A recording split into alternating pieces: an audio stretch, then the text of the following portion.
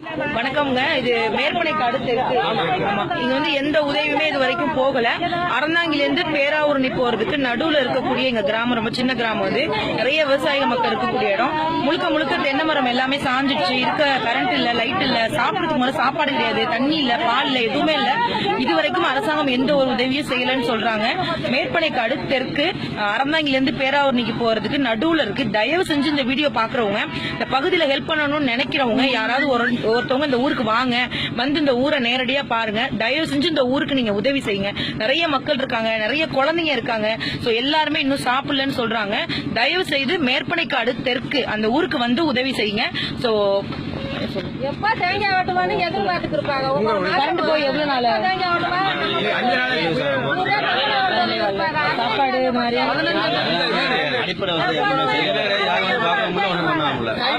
Charge போடுறது கூட எந்த இதுவுமே இல்ல. மட்டை பண்ணி பொழத்துக்கு இருந்தாங்க. அதெல்லாம் இல்லம்மா. மட்டையெல்லாம் இனி வந்து பிள்ள முடியாது. ஒவ்வொருத்தரும் ஒவ்வொரு லட்சம் தேங்காய் ஓட்டவளும் ஒண்ணுமே இல்லை. எல்லாருமே அனுப்பியா ஒண்ணுமே இல்லை. எல்லாமே சரியா கவலைப்படாதீங்க.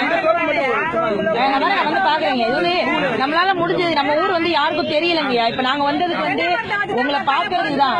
நம்ம ஊர் வந்து நியூஸ்ல கூட வரல.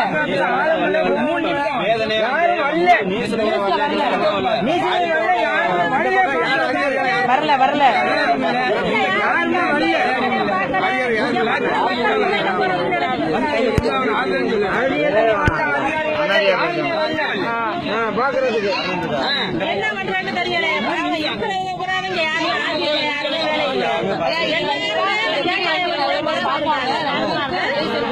எப்படியாவது மாதம் தேங்காய் வரையும் பட்டா போவேன்.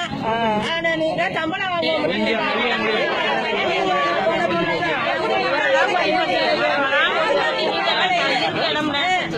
இருக்க கூட இடம் கவலைப்படாதீங்க. எல்லாமே சரியாகும். எல்லாமே கடைசியா கேட்டோம்னாக்கா எல்லாம் ஒண்ணு எல்லா பாதியும் பார்த்தாங்க. நல்லா செய்யறாங்க. ஆனா இந்த புதுக்கோட்டை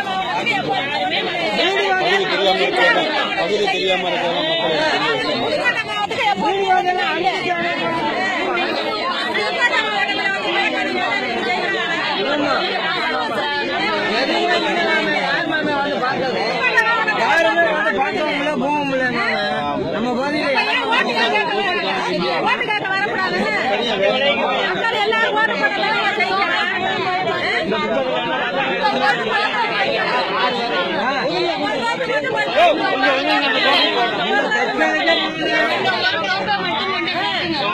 தயவு செஞ்சு